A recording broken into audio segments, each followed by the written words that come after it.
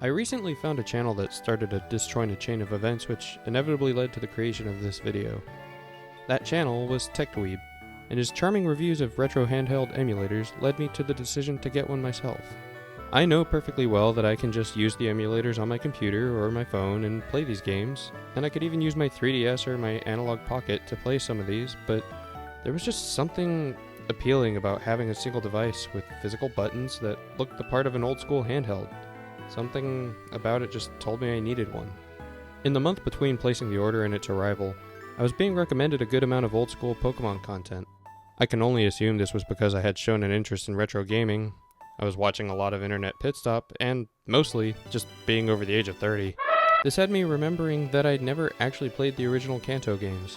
I had played Leaf Green, but I started playing these games when Gold and Silver released. I decided that since I had been wanting to play Gens 2 through 5 again, I might as well add Pokemon Yellow to the list. I had my old copy of Crystal sitting on a shelf in my office, along with my Analog Pocket, and decided to boot it up just to reminisce on Gen 2 while I waited for my new handheld to kick off my Pokemon marathon. Then I was going through the intro, an old memory flashed before my eyes. It's a memory I know isn't real, but more of a representation of a feeling from when I was young. It can only really be described as how I remember going from Crystal to Pokémon Ruby felt, and this is how it looks in my mind.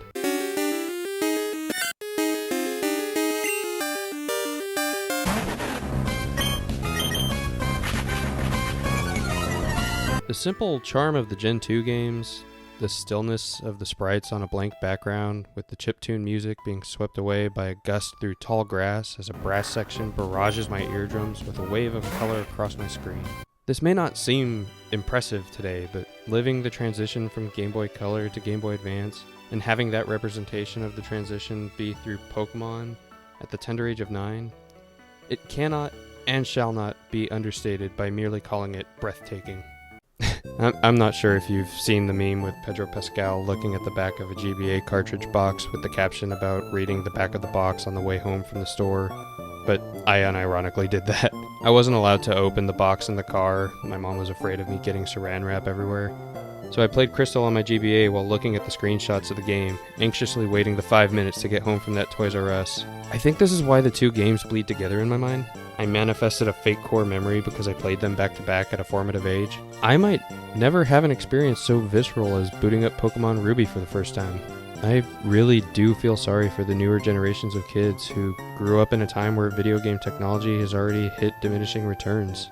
As a kid, it felt like developers were always far exceeding expectations with incredible advancements, and now that excitement has quieted down.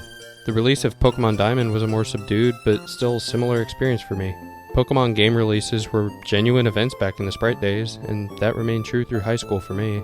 Diamond released when I was in the 7th grade, so I was a fair bit older and now had internet access and spoiled myself with Cerebi.net posts, along with my good buddy Extra Shoddy all through its development. Another very close friend of mine lived next door and was just as obsessed with these games as I was, and the release of a new game meant marathoning it and gushing over every little detail we would discover. Generation 4 managed to give an almost similar upgraded feel to the jump from 2 to 3 with its increase in fidelity, stunning blend of 2D and 3D visuals, and most of all, worldwide connectivity. The idea that Extra Shoddy and I could now battle, trade, explore the underground all the time rather than just the few times a year we would see each other and linking up our secret bases was an incredible realization to us, and it really saddens me that there's no proper way to experience Wi-Fi Gen 4 unless there's some settings and some emulators that I'm unaware of. Is there really a point to this video? Well, not really. I just felt really nostalgic for one of the pillars of my childhood, and the realization that the world I grew up in no longer existing is really beginning to weigh on me.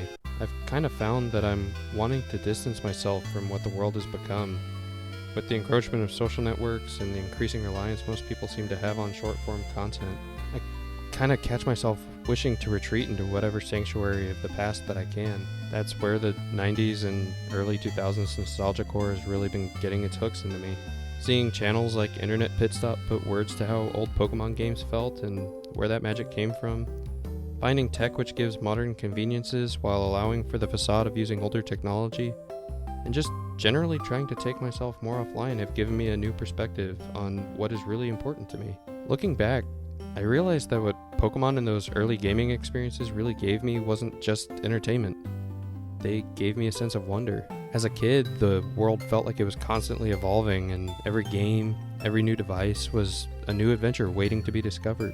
But now, as an adult, I can't help but feel the grief over the idea that that kind of magic, that feeling of awe and possibility, it's harder to find. The world now feels like a noisy mess, and it's easy to get lost in the thought that times of the past were just simply better. I mean, just watching constant video essays on these games only seems to embolden that thought.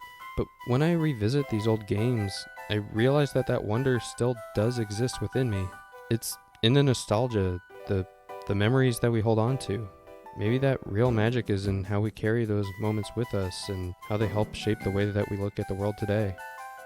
I'm really wanting to spend more time making videos to express myself, and this core memory sparks something in me that I hope to hold on to for a while.